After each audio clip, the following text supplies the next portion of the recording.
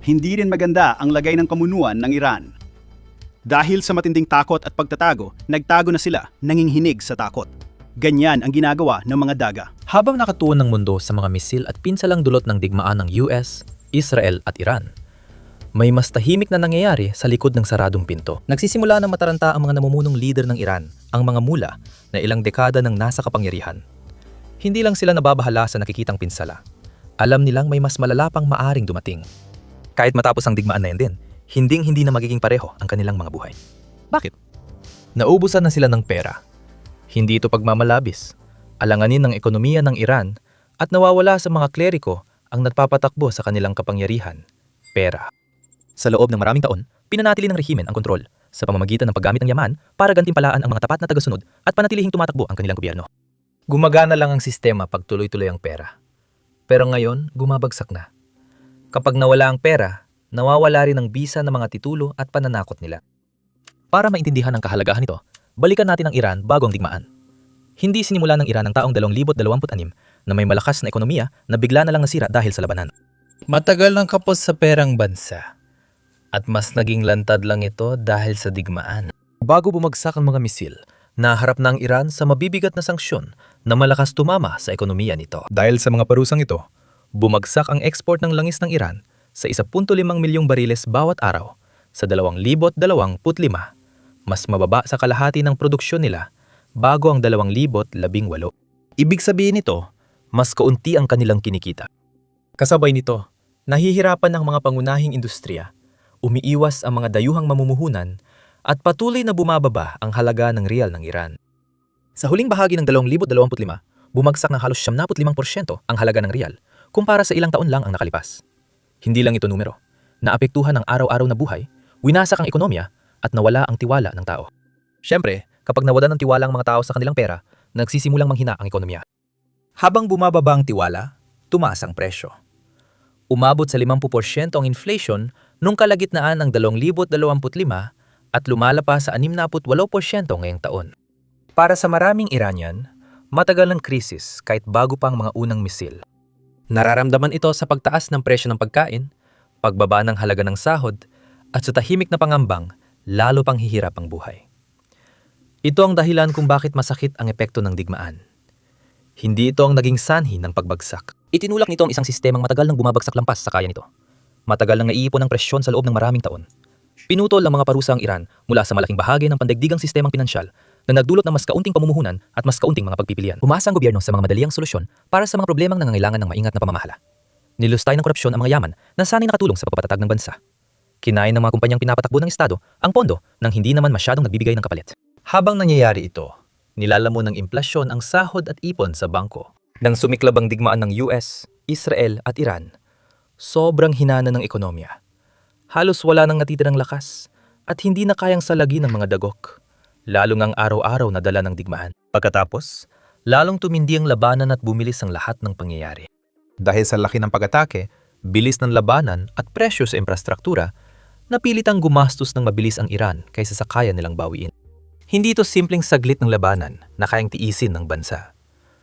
Tuloy-tuloy ang pressure at bawat tugon ay may gastos at bawat atake ay may nasisirang mahalaga. Ang mga pangakong binitiwan sa kaalyado ay nagdulot ng utang na di nababayaran, kaya biglang nagbago ang prioridad.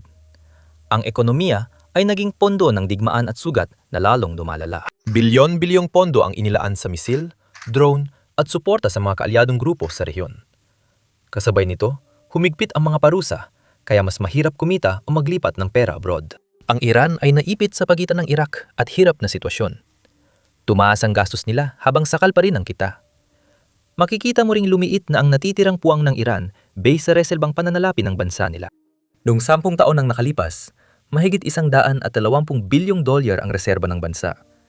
Pero nito mga buwan, bumaba ito sa 20-30 bilyon. Hindi ito normal na pagbaba, kundi pagbagsak ng kapangyarihang pinansyal. Kung walang reserba, mahina ang kakayahan ng gobyerno na protektahan ng pera, pakalmahin ang merkado, o bawasan ang inflasyon. Kahit ang mataas na presyo ng langis ay limitado ang tulong. Ang mas mataas na presyo ng langis sa buong mundo na nakikita natin ngayon ay mahalaga lang kung maasahan mong may pag-export ang langis at mababayaran ka para dito. Pero dahil sa mga hakbang ng US, Naputol ang mga ruta ng Iran. Mas mahirap ang kalakalan at nahahadlangan ng mga sanksyon ang normal na daloy ng pera. Kaya kahit magandang presyo, hindi ganap nakikinabang ang rehimen at hindi napupuno ang bulsa ng mga mula. Ang kitang dating bumubuhay sa sistema ay pabugso-bugso na ngayon. Limitado at laging naipit. Ang laban sa Israel at Estados Unidos ay hindi lang militar, kundi araw-araw ding pasanin sa ekonomiya. Tuloy-tuloy ang gastos pero kaunti lang ang balik. Kaya hirap ang Estado makasabay sa lumalaking lingguhang pangangailangan. At lalong pinapalala ito ng katotohanan ang pundasyon na kinatatayuan nito ay sira na bago pa magsimula ang digmaan. Kaya kitang-kita ang pinsala. Hindi na maasahan ang laman ng mga estante ng tindahan. Mas matagal dumating ang mga inaangkat.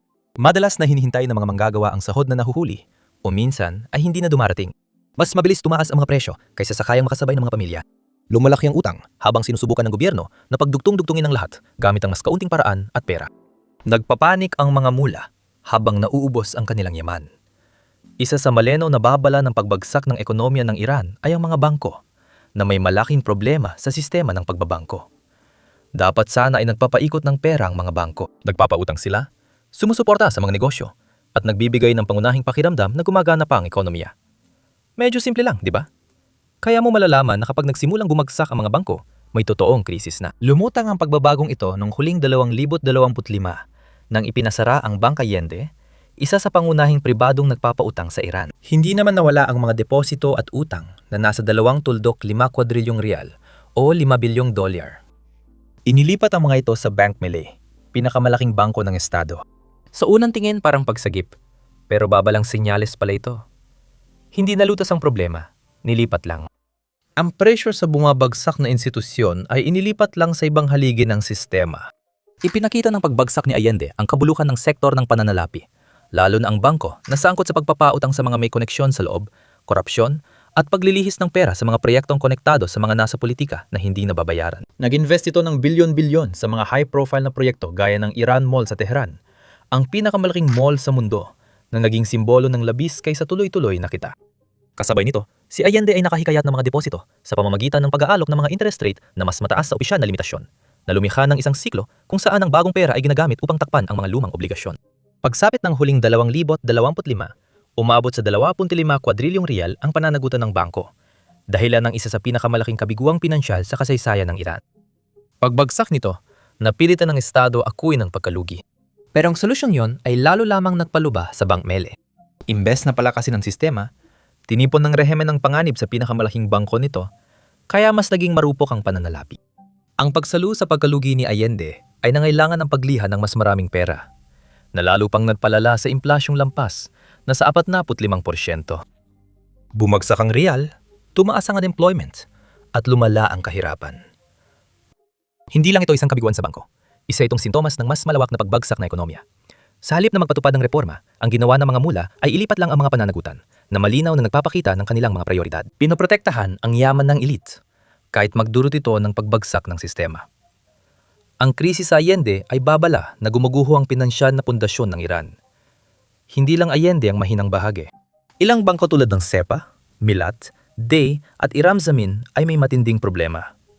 Mahalaga ang SEPA dahil sa ugnayan nito sa Revolutionary Guard. Hindi lang ito bangko. Konektado rin ito sa proyektong militar at operasyon ng Estado. Kung bumagsak ang ganitong bangko, hindi lang pananalapi ang apektado, kundi pati seguridad ng rehimen. Bakit mahina ang mga bangkong ito? Simple lang ang sagot. Sa loob ng maraming taon, nabibigatan sila ng mga problemadong pautang. Ibinigay ang pera sa mga kumpanyang pag-aari ng Estado, mga proyektong konektado sa politika, at mga taong may koneksyon sa loob ng negosyo ay madalas hindi naman talaga kumitita. Sa papel, mukhang asset ang mga pautang na yon. Sa totoo lang, marami sa mga yon ay hindi na nabayaran pabalik. Itinatago ang pagkalugi, gamit ang mga panlilinlang sa accounting at suporta ng Estado, kaya parang malakas. Pero sa totoo, pangit ang kalagayan. Matagal nang nahihirapan ng mga bangko dahil parang parasitong sumisipsip sa kanilang mga mula at kleriko. Direktang apektado ang ekonomiya ng kahinaang ito. Kapag humina ang mga bangko, humihinto ang suporta sa paglago at natutuyo ang pautang. Nahihirapan ang mga negosyo dahil kulang sa kredito para magangkat, magbayad ng manggagawa o mabuhay. Bumabagal ang produksyon, humiigpit ang supply at tumataas ang presyo. Nawawala na ang mga trabaho, nagsimula sa sektor ng bangko at kumalat sa iba pa. Para sa mga tao, agad ang epekto at mabilis bumaba ang halaga ng ipon. Sa ilang mga kaso, nagiging hindi tiyak ang akses sa mga ipon na yon. nagsisimula ng magkaroon ng pagkaantala sa pag-withdraw. Nagsisimula ng mawala ang tiwala. Kapag hindi na naniniwala ang mga tao na ligtas ang kanilang pera sa bangko, inililipat nila ito kung kaya nila. May naghahanap ng dolyar, bumibili ng ginto, o pumupunta sa impormal na pamilihan. Bawat pagpiling ito ay may katwiran para sa bawat isa, pero nagpapahina sa sistema. Kung nanonood ka pa rin ng pagbagsak ng ekonomiyang ito at gusto mo pa ng mga paliwanag na tulad nito bago umabot sa sukdulan ng real, pindutin mo na ang like button, mag-subscribe at i-on ng notifications. Kapag naubos ang pera, gugustuhin mong nandito ka para sa Encore. Balik tayo dito. Kapansin-pansin, sa ngayon, nangyayari ang lahat ng ito habang patuloy na naglalabas ng pera ang gobyerno para sa digmaan. Iyan ang dahilan kung bakit napakadelikado ng sitwasyong ito. Ang bawat real na ginastos sa mga misil, drone at operasyong regional ay hindi na itutulong sa lokal na negosyo o sa mga pamilya. Gumagastos ang rehimen para sa kanilang kalitasan sa ibang bansa habang humihina naman ang sistema sa loob ng bansa. Kapag nawala ang daloy ng pera na yon, mawawala sa gobyerno ang isa sa pinakamahalaga nilang sandata para mapanatili ang kapangyarihan. Ang real, ang pinakamalinaw na patunay ng pagkawala ng kontrol. Bumagsak ito ng husto, kaya't ito na ang pinakamahinang pera sa buong mundo. Ano ang resulta? Kapag sira ang pera, nagkakaroon ng sunod-sunod na problema. Mas mahal agad ang mga inaangkat na produkto dahil lahat ng presyo na nakabase sa dolyar ay biglang naging mas mahal kapag ginawang real. Hindi makapagplano ang mga negosyo dahil hindi nila alam kung magkano magiging gasto sa susunod na buwan. Ang ilan ay tumitigil na lang sa pag-aangkat, habang ang iba naman ay nagtataas ng presyo para lang makalitas. Dahil dito, lalo pang tumataas ang inflasyon. Nararamdaman din ng gobyerno ang pressure na iyon. Nung mas maganda pa ang kalagayan, maaari nitong gamitin ang mga subsidya at pampublikong paggastos para mapawi ang galit ng tao at mapanatili ang suporta. Kapag mabilis bumabagsak ang halaga ng pera, hindi na epektibo ang mga paraang iyon. Ang pagbibigay ng pera ay halos walang saysay kapag linggo-linggo ay bumababa ang halaga ng nabibili nito. Mas nagiging mahirap kontrolin ng presyo, suportahan ng mga industriya, at pigilan ang galit ng publiko na maging mas malala pa. Hindi ito nangyari bigla. Matagal nang humihina ang real sa loob ng maraming taon. Pagkatapos ng 2020 bumilis ang pagbagsak nito at halos nawalan ng halaga laban sa dolyar, na nagdulot ng maraming suliraning pang-ekonomiya. Ang pagbagsak ay hindi lang usaping pera o balitang pinansyal, kundi pagkawala ng kontrol sa ekonomiya. Kailangan ng bansa ng maayos na pera para sa kalakalan, sahod, pag-angkat ng mahahalagang produkto at galaw ng pamilihan. Kapag ito'y bumagsak, nagiging hindi matatag ang lahat. Yan ang nangyayari ngayon.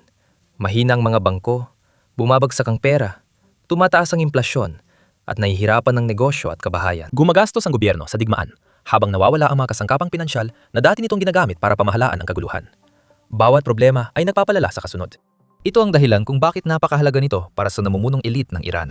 Hindi kailanman nakasalalay, lamang sa ideolohiya ang kanilang kapangyarihan. Nakasalalay rin ito sa kakayahan nilang gumastos, gantimpalaan ang tapat na tagasunod, pondohan ng panunupil, suportahan ng kaalyado, at patahimikin ang kaguluhan gamit ang pera kapag hindi sapat ang puwersa. Habang naubos ang pera, humihina ang impluwensya nila. Ginamit ng mga mula ang pera para bumili ng katapatan at maghasik ng takot. Ngayon, unti-unti nang nawawala ang pera. Nagsisimula ng humina ang pagiging maasahan ng IRGC at natitinag ang estruktura. Lalo na dahil sa kung saan napupunta ang kaunting natitirang pera. Sa halip na gamitin para patatagin ang sitwasyon sa loob ng bansa, malaking bahagi nito ay ipinapadala palabas upang suportahan ang network ng Tehran sa buong gitnang silangan. Hindi ito aksidente. Ito ay sinadyang estratehiya na nagmumula mismo sa pinakamataas na pamunuan. Ipinipipilit ng mga mula ang paggastos dahil ito ang nagpapalakas ng kanilang kapangyarihan. Hindi lang basta kaalyado ang Hezbollah, Hamas, Houthi at mga militante sa Iraq at Syria. Sila ay mga ekstensyon ng impluwensya ng rehimen. Binibigyan nila ng kapangyarihan ng Iran lampas sa mga hangganan nito. At ang impluwensyang iyon ay maaaring gamitin bilang panggigipit. Nakakatulong ito sa mga negosasyon, iniipit ang mga karibal, at nagbibigay daan sa pamunuan na magpakita ng lakas kahit nahihirapan ang ekonomiya sa loob ng bansa. Kung titingnan mo ang mga numero, makikita mo kung gaano kaseryoso ang kanilang paninindigan dito. Tumatanggap ang Hezbollah ng halos $700 milyong taon-taon. Ang Hamas ay tumatanggap ng $100 milyon. Sa Syria, bilyon-bilyon ang ginastos para panatilihin si Bashar al-Assad sa kapangyarihan sa pamamagitan ng tulong militar, langis, at mga linya ng kredito. Hindi ito nagtagumpay, pero nagastos pa rin ang pera. Patuloy tumatanggap ng daan-daang milyong dolyar ang mga Houthi para sa missile at drone, habang may pondo at gamit pa rin ng milisya sa Iraq. Sa kabuuan, higit $16 na bilyon ang ginastos ng Iran sa network na ito mula 2012. Sa tingin ng pamunuan, parang insurance ang paggastos na ito. Pinananatiling itong mahalagang Iran sa reyon at tumutulong na protektahan ng rehimen mula sa mga panlabas na banta. Kung wala ang mga grupong ito, liliit ang impluwensya ng Iran at kasama nito ang kakayahan ng mga mula na mapanatili ang kanilang kapangyarihan sa loob ng bansa. Kahit humina ang ekonomiya, tuloy pa rin ang pondo. Dahil mas pinapahalagahan ng mga mula ang kapangyarihan kaysa pagdurusa ng tao. Kaya hindi na ito kayang balewalain. Bawat dolyar na nilalabas ng Iran ay hindi nagagamit sa loob ng bansa. Pwede sana itong gamitin para patibay ng real, tulungan ng mga bangko, o pagandahin ang serbisyong publiko. Sa halip, umalis ang pera sa bansa. Sa panahong ang sistema ay nasa ilalim na ng matinding pressure. Habang tumitindi ang kasalukuyang digmaan, hindi bumabagal ang paglabas ng pera. Lalo pa itong lumalaki. Mas maraming drone, misil, lohistika, at suporta para manatiling aktibo ang mga grupong iyon. Samantala, humihinto ang mga proyekto sa Iran. Napapabayaan ang kalsada, hirap ang power grid, at kulang ang sistema ng tubig. Nahaharap sa kakulangan ng mga ospital at ang mga guro ay nakakaranas ng antalang o hindi nababayarang sahod. Lalong nagiging malinaw ang pagkakaiba. Inuubos ang mga yaman sa digmaan habang lalong nagiging mahirap ang pang-araw-araw na buhay sa sariling bayan. Sa paglipas ng panahon, nagiging mas malalim pa ito. Maraming Iranian ang nababahala sa lumalalang pamumuhay habang malaki ang ginagastos sa ibang bansa. Kaya dumarami ang pagkadismaya at kaguluhan. Matagal na ring naipon ang galit na ito. Ang pagpatay kay Mahsa Amini noong 2022 sa kustodya ang nagpasimula ng Woman Life Freedom Uprising. Sinunog ng kababaihan ang hijab sa kalsada. Sumisigaw ang kabataan laban sa rehimen. Marahas ang pagsupil at daan-daan ang napatay, ngunit dito napatahimik sa kanila. Nagpatuloy ang apoy hanggang 2025 at muling sumiklab ng bumagsak ang halaga ng pera at tumaas ang inflasyon noong nakaraang taon. Nagsanib ang protesta sa presyo ng tinapay sa mga dating hinaing, muling sumiklab ang mga bazar at universidad. Ang kabataang pwedeng magpatibay ng bansa ay umalis na ng bansa. Mahigit 120,000 Iranian na estudyante ang nag-aaral sa ibang bansa ngayon, doble kumpara 4 na taon nang nakaraan. Umalis din ang mga doktor, inhinyero at tech workers sa pinakamataas na bilang na naitala. Mahigit 4 na milyong Iranian ang nakatira sa ibang bansa. Sa survey, 6 sa 10 university graduates ay gustong sumunod sa kanila. Nagkakahiwalay ang pamilya, nawawala ang kasanayan, at ang susunod na henerasyon ay nagbubuo na ng bagong buhay sa Europa, Canada o sa Gulf imbes na magsimula ng negosyo o mamahala ng ospital. Hindi lang pera, kundi pati kinabukasan ng rehimen ang nawawala.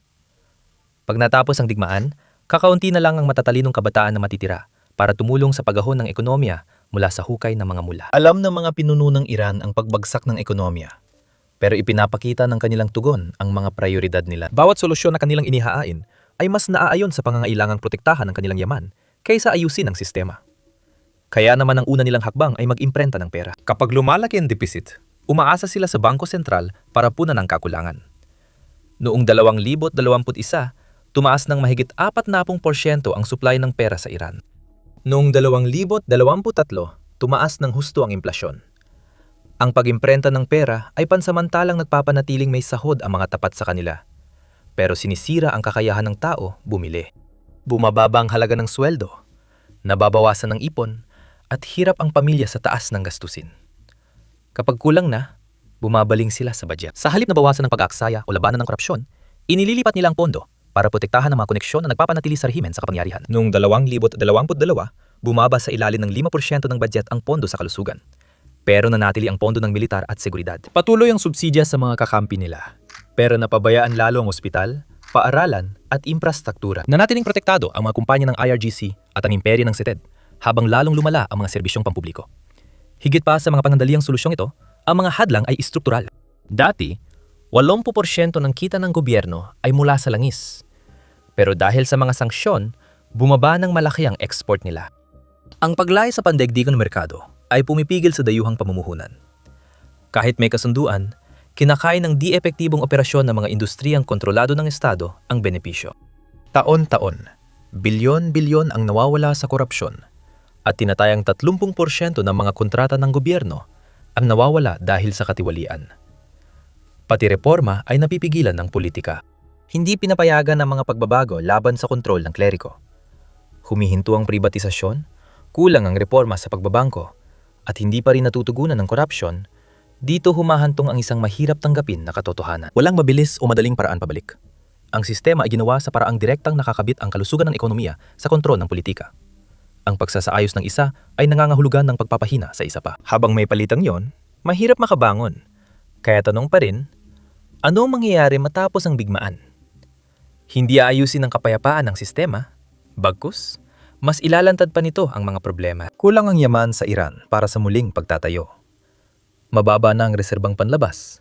Hindi matatag ang mga bangko. Hindi mawawala agad ang mga sanksyon. At hindi maasahan ang kita sa langis. Sira na ang real at wala ng tiwala ang mga mamumuhunan. Kaya lalong nadagdagan ng presyon matapos ang digmaan. Ang muling pagtatayo ay nahaharap pa rin sa mga limitasyong naging sanhi ng unang pagbagsak. Inasahan sa gobyerno na ayusin ang serbisyo, ekonomiya at infrastruktura. Pero kulang ito sa pondo, kredibilidad at kakayahang umangkop. Kaya sa halip na ginhawa, nagdadala ng panibagong presyon ang pagtatapos ng digmaan. Ang pangangailangang muling magtayo ay direktang sumasalpok sa parehong mga limitasyon na naging dahilan ng pagbagsak sa simula pa lang. Inaasahan sa gobyerno na ibalik ang serbisyo, patatagin ang ekonomiya at itayo ang infrastruktura. Pero kulang ito sa pera, kredibilidad at kakayahang umangkop. Malinaw ang bigat ng sitwasyon. Ang pagtatapos ng digmaan ay hindi magbabalik sa normal. Magdadala ito ng mas malalim na panloob na pagsubok. Haharapin ng mga klerikong mamamayan na matagal nang nagtitiis sa hirap ng ekonomiya, panunupil, at ngayon ay nakikita ang mahina at kapos na rehimen. Maaring umiral pa ang sistema sa papel, pero kung wala ng pera, mahirap mapanatili ang kapangyarihan nito dahil pera ang gulugod ng kontrol. Binibili nito ang katapatan, pinopondohan ng mga puwersa ng seguridad at nagsisilbing panangga sa kaguluhan. Kapag nawala ng perang yon, sabay-sabay na humihina ang mga kasangkapang yon at tunay nang nagsisimulang kumawala ang kapit ng rehimen. Hindi lang sa Iran nangyayari ang pagbagsak na ito. Sa mga nagdaang taon, nabunyag sa mga investigasyon ang mga nakatagong yaman ng mga personalidad tulad ni Mujtaba Khamenei at natuklasan ng mga marangyang ari-arian sa London, Dubai at Europa na nagkakahalaga ng bilyon-bilyon. Itinayo ang mga ari-ariang ito sa pamamagitan ng mga shell company at mga tagapamagitan. Isang lihim na imperyo na nilikha upang itago ang kayamanan ng mga kleriko mula sa angsiyons. Nababasag na ang panangga. Sinimulan ng mga kanluraning gobyerno ang pag-freeze ng account, pagparusa sa tagapamagitan, at pagtutok sa ari-ariang konektado sa pamilya Khamenei. Dalawang bagay ang namumukod tangi. Una, nawala na sa mga kleriko ang dating panangga nila. Na-freeze ang bilyong kita mula sa ibang bansa. Na-block na ang mga wallet ng cryptocurrency na konektado sa mga network ng Irani at iniimbestigahan na ang imperyo ni Mujtaba. Pangalawa, dahil wala ng akses sa dayuhang ari-arian, napilitan ng rehimen umasa sa mahina nilang lokal na ekonomiya. Ang pag-imprenta ng pera, paglilipat ng mga obligasyong pinansyal ng bangko, at pagbawas ng subsidya ay pansamantalang solusyon lang. Hindi nito na ibabalik ang kredibilidad o lakas. Pagkatapos ng digmaan, ang dobleng pagkawala na ito ang magtatakda ng kahihinatnan. Haharapin ng mga mula ang bansang humihingi ng rekonstruksyon habang nakakandadong yaman nila sa ibang bansa at bumabagsak ang panloob na sistema. Maaring tahimik ang larangan ng labanan, pero mas malakas ang dagundong ng pinansyal na pagtutuos. Ang paniningil ay hindi lang kukuha ng yaman, kundi pati kapangyarihan nila. Ano mangyayari sa mga elit kapag tapos ng digmaan at wala na silang pera? Mamumuhay na lang ba sila bilang mga sibilyan at titira sa magagandang apartment kung saan man sa Tehran? Kapag naubos ang pera ng mga mula, nagsisimula ang mas malaking pagbabago. Unti-unting humihina ang takot na matagal na nagpatahimik sa mga tao. Hindi basta nabuo ang takot na yon. Ipinatupad ito sa loob ng dekada. Umasa ang rehimen sa IRGC para supilin ang mga tumututol, nagpapadala ng armadong unit para paputukan ang nagpoprotesta, ikulong ang libo-libo, at takutin ang mga komunidad. Matatag ang sistemang yon dahil tapat, may pondo at kinatatakutan ng IRGC. Pero nakadepende ito sa tuloy-tuloy na pera. Kung humina ang IRGC dahil sa panlabas na presyon at magsimulang gumanap ng mas mahalagang papel ang Artesh, mawawala sa mga kleriko ang pinakamaasahan nilang kasangkapan sa pagkontrol. Kapag nangyari yon, magugulo ang sistema. Kapag walang pera, mawawala ang katapatan. Kapag walang katapatan, hindi nila may papataw ang takot. At kung walang takot, mawawala ang panangga nila. Iyon ang sandali na nagsisimulang makakita ng pagkakataon ang mga tao. Kapag lumitaw ang pagkakataong iyon, hindi nito madadatnan ang mga taong kalmado o matiisin. Ang galit ay matagal nang naipon at hindi nawala. Ang mga pamilyang namatayan sa mga protesta ay dala pa rin ang alaala nito. Hindi pa rin nakakalimot ang mga manggagawang bumaba ang sahod at estudyanteng pinaputukan imbes makipagdialogo. Napigil lang ang pagkadismaya, hindi nalutas. Kapag hindi na kaya ng rehimen magbigay ng subsidya, punduhan ng milisya o patatagin ng pera, wala nang pupuntahan ng pressure. Ipinapakita ng kasaysayan kung gaano kabilis magbago ang ganitong mga sandali. Noong 1989 at 89 sa Romania, tila matatag ang rehimen ni Ceausescu hanggang tumanggi ang hukbo na barilin ng mga sibilyan. Kaya bumagsak ang rehimen magdamag lang. Noong 2021 sa Libya, bumagsak ang kontrol ni Gaddafi nang mawala ang kanyang pinansyal at militar na ugnayan. Hindi rin naging dahan-dahan ang pagbabago. Nangyari ito nang tumigil sa paggana ang sistemang nagpapatupad ng kontrol. Maaring harapin ng Iran ang katulad na punto ng pagbabago. Kung humina ang IRGC, kikilos ang Hartesh at mawawalan ng pondo ang mga kleriko. Kaya magsisimula ng gumuho ang naguugnay sa lahat. Pera milisya at takot ang pundasyon ng rehimen. Kapag sabay-sabay itong humina, mawawala ang kakayahan ng sistema na manatiling buo. Kapag nangyari yon, hindi na mapipigilan ng populasyong ilang taon nang nasa ilalim ng matinding pressure. Hindi na lang ito tungkol sa pagkaligtas, kundi paniningil na rin.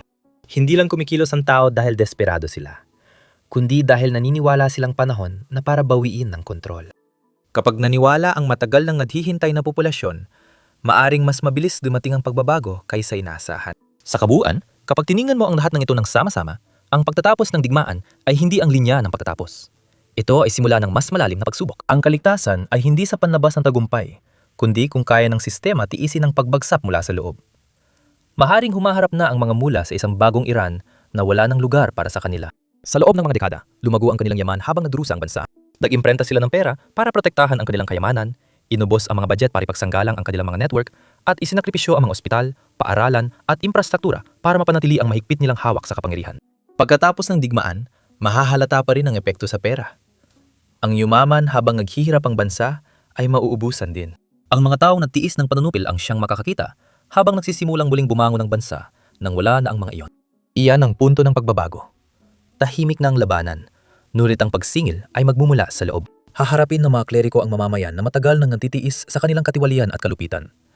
Ngayon, walang pera, lantad at walang kapangyarihan ng mga kleriko. Hindi nangangahulugang ligtas sila sa pagtatapos ng digmaan. Ito ang simula ng kanilang pagbagsak. Maaring tumahimik ang larangan ng labanan, ngunit ang totoong palabas ay nagsisimula pa lang sa loob ng Iran. Kung gusto mong lagi kang updated sa mga susunod na kaganapan, mas marami pang pagbagsak ng pera, roller coaster at pagkaubos ng pera, i-like kung kasama ka sa Team Reckoning, mag-subscribe at i-ring ang bell para hindi ka mahuli. Dahil kapag naubos na ang laman ng bulsa, ako na ang bahala sa popcorn.